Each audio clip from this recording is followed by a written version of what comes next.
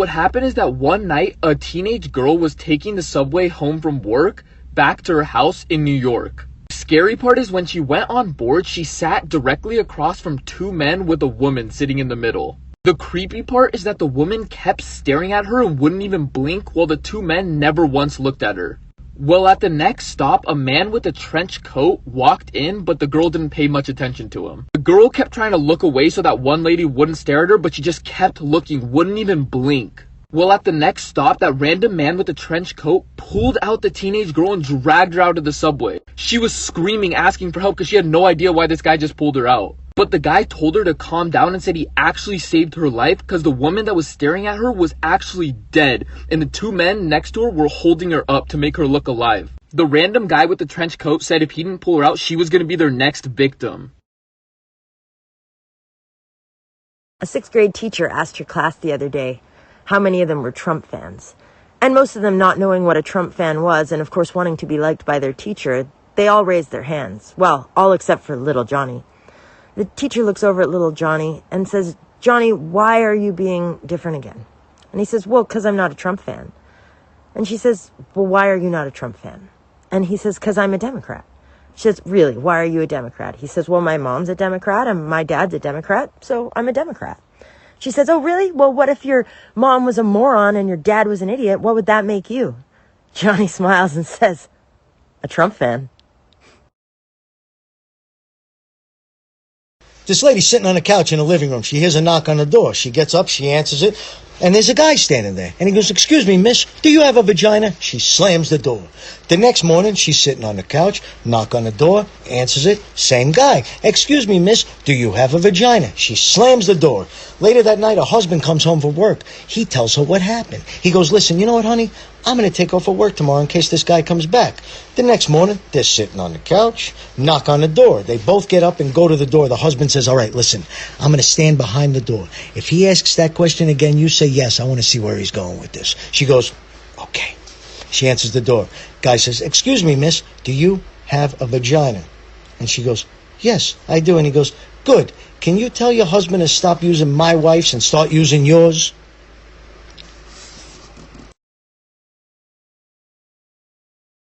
I am going to be telling you the story of the Silent Twins by the names of June and Jennifer Gibbons.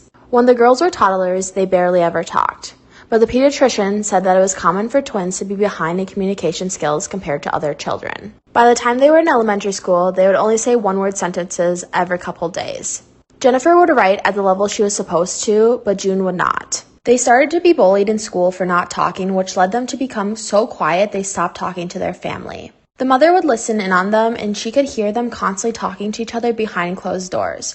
So they could talk, but the parents said it sounded like a foreign language. They then started walking in a single line with each other. They looked exactly matched up. The feet hitting the ground at the same time, the arms swinging at the same time. They would stand up and sit down at the same time. Each bite of food and each drink would be taken at the same time. They were perfectly mirroring each other in every single movement. Stay tuned for part 2. This is part 2 of the story, The Silent Twins, by the names of June and Jennifer Gibbons. Every movement they made was slow in order to perfectly mirror each other. They would not even leave each other's side to use the bathroom. An actual doctor finally gets involved in the situation when he visits the school to administer tuberculosis shots to all the students. When he gave the shots to the twins, neither of them even showed any reaction to the shot, like they were in a trance. Many doctors and teachers thought that June was being controlled by Jennifer through mind control. One doctor even noted that it looked like June wanted to say something, but Jennifer would glare at her and June would go back to mirroring Jennifer. When they turned 14, they were transferred to a special ed program, but they were still silent. They would not talk. Eventually, therapists made the decision to separate the twins. But the twins hated this idea so much and decided to finally break their silence in order to not be separated. Stay tuned for part 3. This is part 3 of The Silent Twins by the names of June and Jennifer Gibbons. The girls finally broke their silence after their therapist got a call from a payphone that said, quote, "Good evening, Mr. Thomas, this is the twins. We are really sorry about what happened today. If you don't separate us, we'll start talking next week." End quote. So, they could talk. But when the twins got back to school, they acted like the phone call didn't happen. So they decided to send one of the twins away. When they told the twins one of them was going to be sent away, Jennifer screamed and lunged at June and dug her nails into June's cheek. They started attacking each other. They finally sent June away to a boarding school and Jennifer stayed at the same school. At June's new school, she wouldn't talk. She started to refuse to move, eat, and drink. All she did was cry. The school couldn't continue force-feeding her, so they sent June back to be with Jennifer. Stay tuned for part 4. This is part 4 of the story of the Silent Twins, by the names of June and Jennifer Gibbons. Once they sent June to be back with Jennifer, the staff at the school decided to release them from school at only 16 years old. The girls, now having all the free time in the world, started making fantasy lives for their dolls. Every single thing they had their dolls do, both of them had to agree on.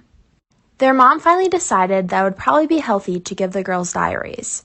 The girls wrote in the diaries about how they wished they were individuals, but they did not know how to, nor had the strength to. Finally, when they were 17 years old, they decided that they needed to experience life. The best way to do this, they thought, was to get boyfriends. But every time they would encounter boys, they couldn't get up the courage to break their silence.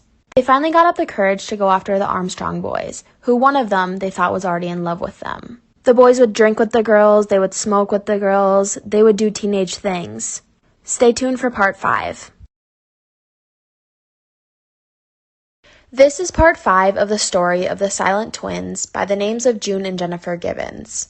While hanging out with the Armstrong boys, due to the excessive drinking and substance use, the girls would be more comfortable with talking. Jennifer proceeded to lose her virginity to one of the boys, making her now different from her sister June, in the first time in their entire lives. Due to this proceeded to make both of them very angry, because they both now did not understand why their entire lives they were trying to be one together and not two separate people. Due to the anger, Jennifer attacked June in their bedroom and tried to strangle her.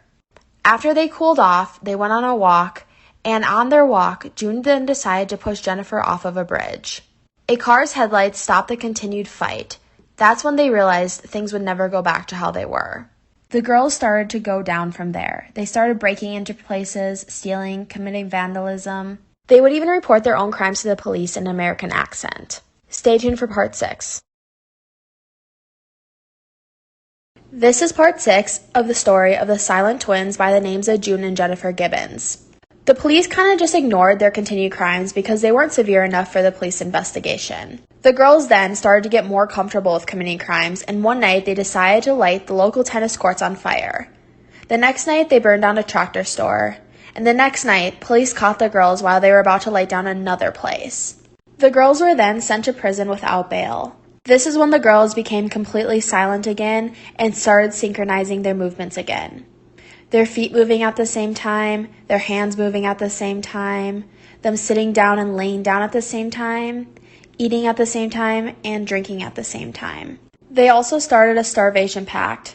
One could eat one day, and the other would eat the next day. They were soon sent to the hospital, and the therapist thought it was best to separate the girls once again. This was not healthy for either of the girls. Stay tuned for part 7.